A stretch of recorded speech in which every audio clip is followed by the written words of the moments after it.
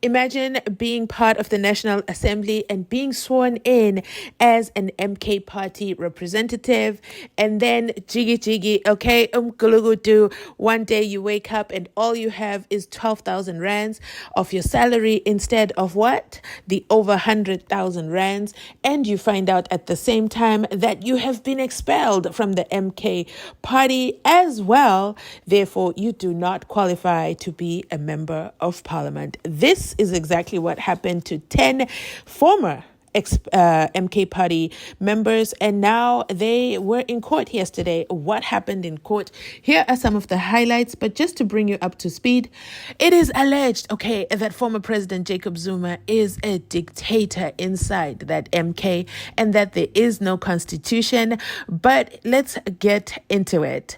There's been an abrupt pause in the High Court case involving the 10 Umkhonto Wesizwe party members who are disputing their removal from parliament. They approached the Western Cape High Court on Tuesday in an attempt for an urgent interdict to stop the party from replacing them and having the new people being sworn in. The court has been told the party's leader Jacob Zuma behaves in an autocratic manner when he when he dismissed them last month.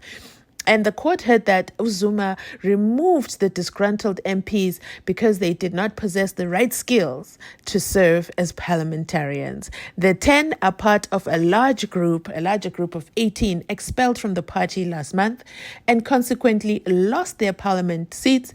And not only that, also their salary. And keep in mind, they had already quit their jobs, told their children they headed over to parliament. The court heard how these 10's children are also being affected by this sudden end to their short-lived journey to parliament. 2 of them, however, returned to their jobs at a swearing-in ceremony for 8 replacements last week. The applicants are asking the court to stop the National Assembly Speaker, Utoro Didiza, from swearing in any more new members until the court can review the process followed to fire them. But after only an hour of arguments, the court was informed the party might have reached an agreement with the applicants and the proceedings were immediately halted. Well, that was short-lived. The agreement didn't work out. You know, as they say, the dictatorship didn't match their demands. So the court is still out. So this is a continuing and developing story. We'll definitely keep you posted. But here are some of the highlights from court yesterday. And if it is so that the 2nd and 10th respondents have indeed given authority for the launching of the application, we have applicants before your ladyship who are trying to retain benefits that they were not entitled to in the first place by the time that they were sworn in, because their membership had already been terminated. Milady, this application was launched on the 20th of August, yes, following correspondence from the Speaker. But the termination of their membership had occurred 2 months prior. The reason why this matter has garnered so much public attention, it's an unprecedented matter where a new party has come into place in a short period of time. They're not following any rules, and they've said so. This is a completely different set of facts than the judgment my lady is referring to. Milady, what we have is, and if it is so that the 2nd and 10th respondents have indeed given authority for the launching of the application, we have applicants before your ladyship who are trying to retain benefits that they were not entitled to in the first place by the time that they were sworn in, because their membership had already been terminated. Milady, this application was launched on the 20th of August, yes, following correspondence from the Speaker. But the termination of their membership had occurred 2 months prior.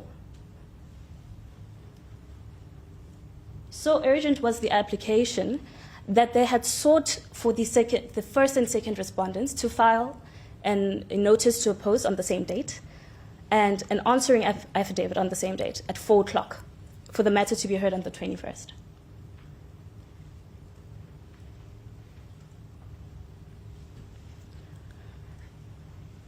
Milady, it is our submission that this is one instance of entirely self-created urgency. and the purported rights that they seek to protect do not exist in the first place.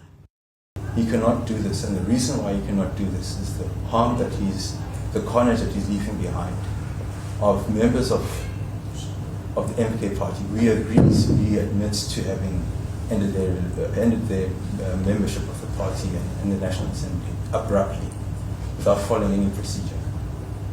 And the toll that will take on their families, they quit their jobs to become members of the National Assembly. And the court to say, no, slow down and stop. Get a democratic system in your party in place that protects the rights of not just the group of 10, not just the dependents, but all the people that have voted for the MK party, expecting that they would adhere to the principles of just administrative action, the dignity of the people involved, the children that are affected. All of them are no consequence at all to Mrs. Zuma. So just that is the message, if we grant the relief. There were serious political and security reasons for the decision, the finer details of which need not detain the court.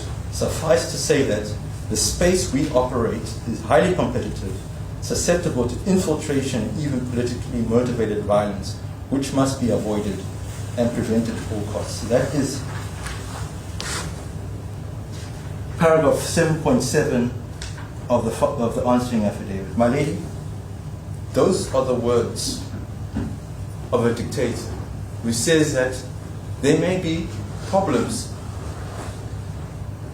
in governing this party democratically. As you know, the MK party is the only party ever in the world to form the official opposition within 6 months, okay? And they exceeded their votes, took most of the EFF votes, and now they've also taken Floyd Shivambu. But has Jacob Zuma turned his back on the 10 expelled members? Was that constitutional, even though they don't have a constitution? Do you think they have rights? And what are your thoughts on what the court will rule? Make sure you drop your thoughts down below in the comment section. I definitely want to hear from you. And please remember to like, comment, and subscribe. It absolutely helps this channel grow. We are looking forward to growing this channel, getting this channel built. Exciting things coming along. Okay, I'm working on our merch. Our membership program is already up and running. So if you want to check out our custom emojis, make sure you hit that join button. Check out the join button, and I will definitely be back with more updates. This is a developing story. Is Jacob Zuma a dictator? Former President Jacob Zuma is now being accused of being a dictator in the Umkhonto Wesizwe party. Thanks for watching.